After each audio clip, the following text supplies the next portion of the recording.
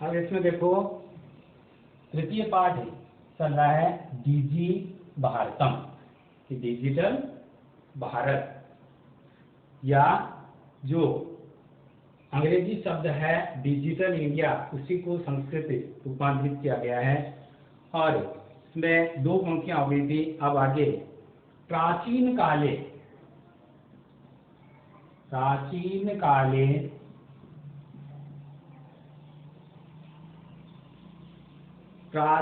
काले ज्ञानस्य आदान प्रदानम,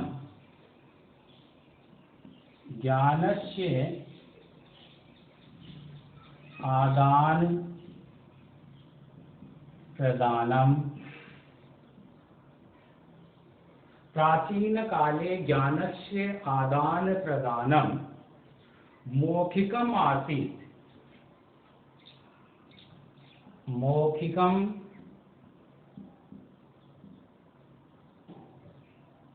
आसीत्। प्राचीन काले ज्ञानस्य आदान प्रदानम मौखिकम आसीत्। और इसमें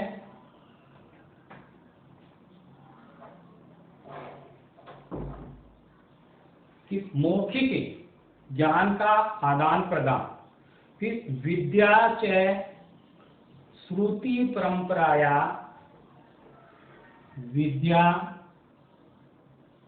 च श्रुति परंपराया,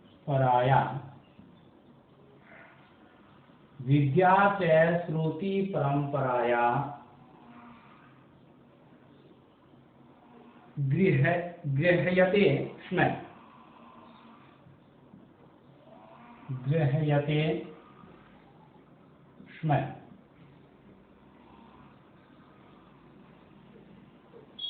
अनंतरम तालपत्रोपरि,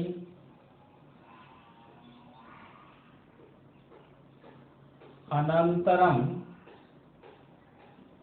तालपत्रोपरि,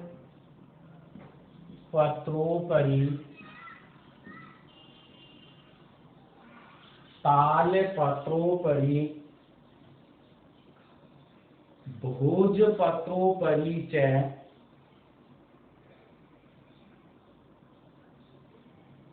भोजपत्रोपरि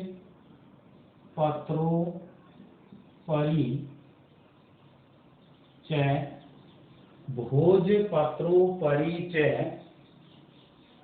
लेखन कार्यम आरब्धम, लेखन कार्यम आरब्धम, लेखन कार्यम आरब्धम। परिवर्तिनी काले, परिवर्तिनी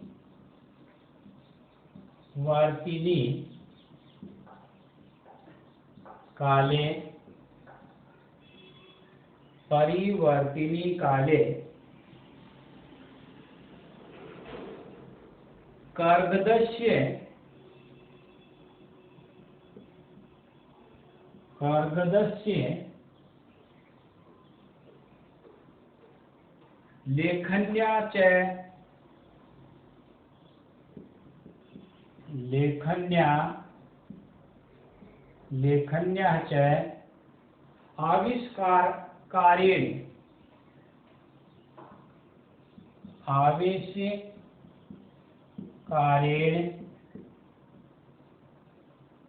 लेखन्या च आविष्कारेण सर्वेषामेव, सर्वेषामेव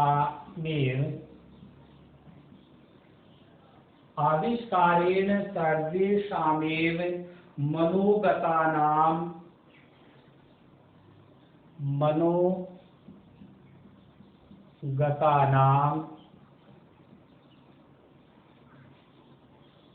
मनोगतानां भावनां, मनोगतानां भावनां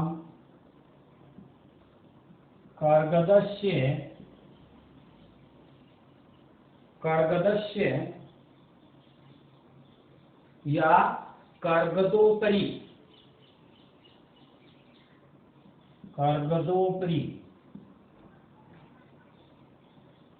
भावनां कर्गदोपरि लेखनं प्रारब्धम् लेखनं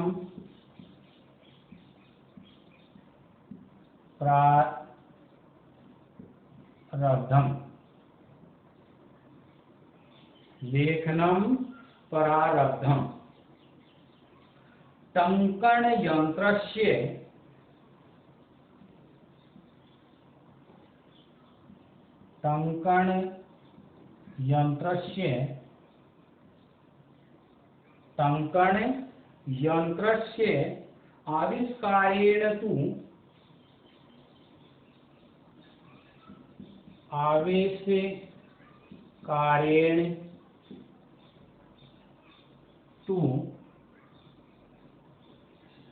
आविष्कारेण तु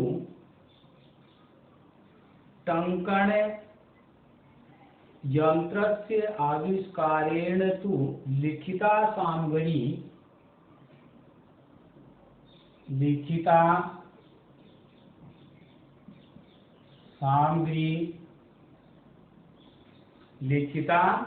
सामग्री टंकिता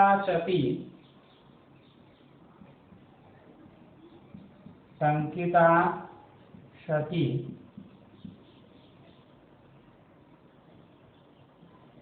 बहुकालाय सुरक्षिता अतिष्ठति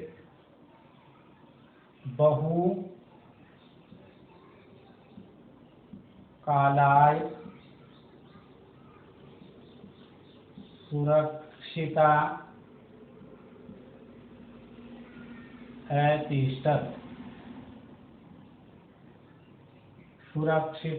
अतिष्ठत कि बहुकालाय सुरक्षिता अतिष्ठत। अब इसमें जो चैप्टर किया गया है उसका हिंदी अर्थ है कि पैराग्राफ का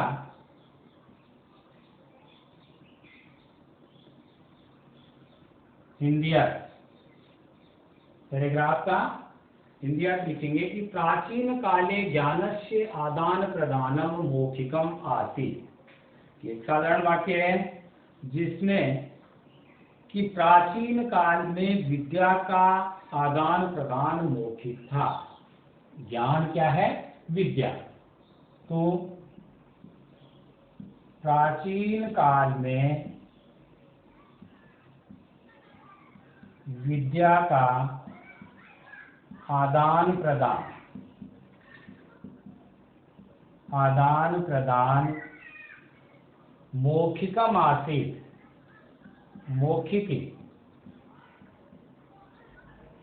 मौखिक था कि विद्या केवल मौखिक दी जाती थी। प्राचीन काल में विद्या आदान प्रदान या विद्या का आदान प्रदान मौखिक था।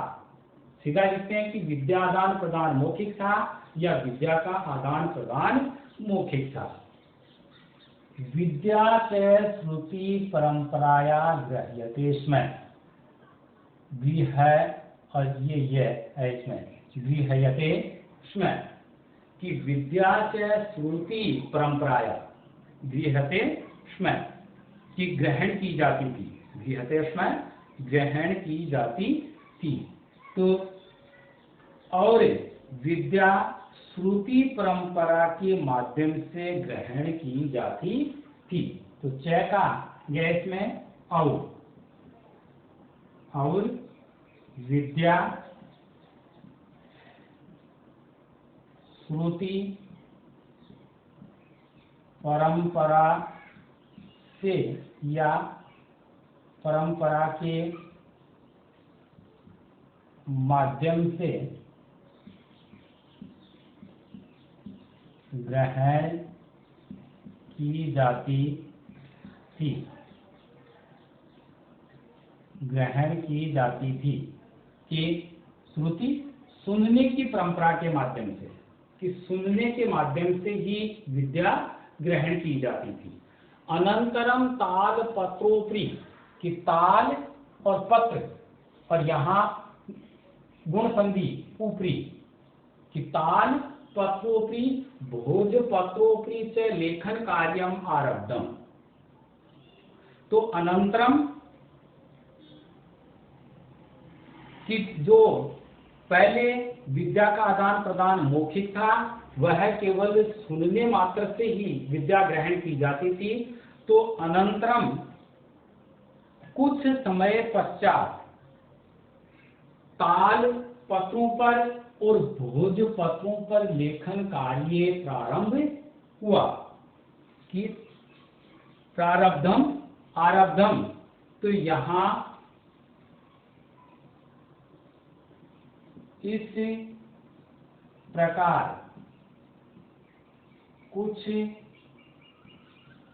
समय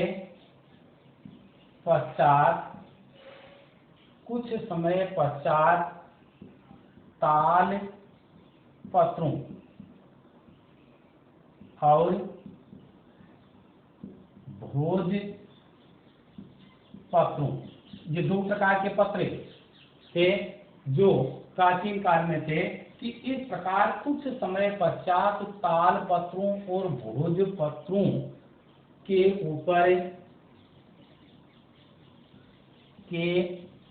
ऊपर लेखन कार्य, लिखने का कार्य या लेखन कार्य, लिखने के कार्य को लेखन कार्य कहा है। तो लेखन कार्य प्रारंभ हुआ। लेखन कार्य की शुरुआत या प्रारंभ कहाँ से हुई? कि ताल पत्रों और भोज पत्रों पर। परिवर्तनी काले कर्गदस्य लेखन्या च आविष्कारेण सर्वेषां मनोगतानां भावनानां कर्गदोपरि लेखनम प्रारब्धम। कि परिवर्तती काले, कि परिवर्तित काल में,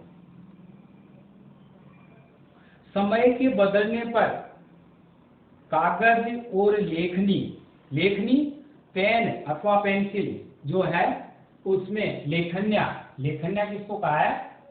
लेखनी की पेन या पेंसिल, और ये कर्गदस्य कागज, कि इस बदलते समय में या समय के बदलने पर, समय के बदलने पर कागज और लेखनी आविष्कार से, लेखनी के आविष्कार से सभी के मन में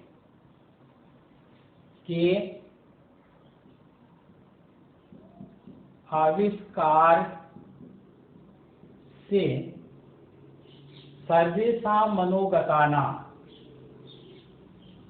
सभी के मन में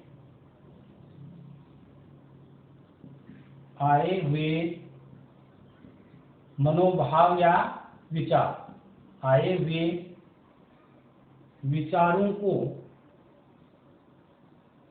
या आए हुए मन के विचारों को कर्गदो ऊपरी लेखनम प्रारब्धम, विचारों को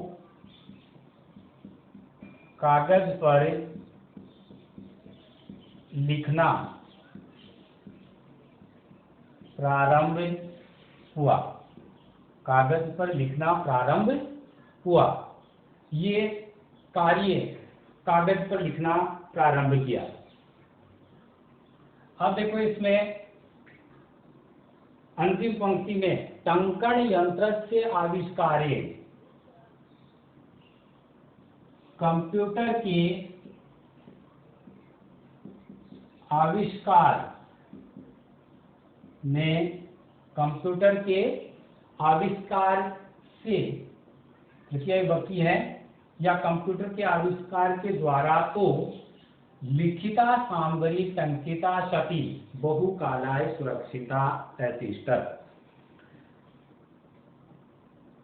कि कंप्यूटर के या टाइपराइटर मशीन के आविष्कार से तो लिखी हुई सामग्री टाइप करने पर लंबे समय तक सुरक्षित रहेगी। कंप्यूटर के आविष्कार से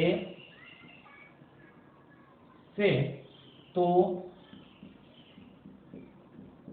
लिखी हुई सामग्री टंकिता सती बहुकाला, सामग्री टाइप करने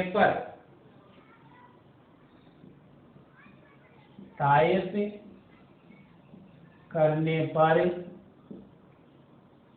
बहुकालाय सुरक्षिता अतिष्ठित, लंबे समय तक सुरक्षित रहेगी या सुरक्षित रही।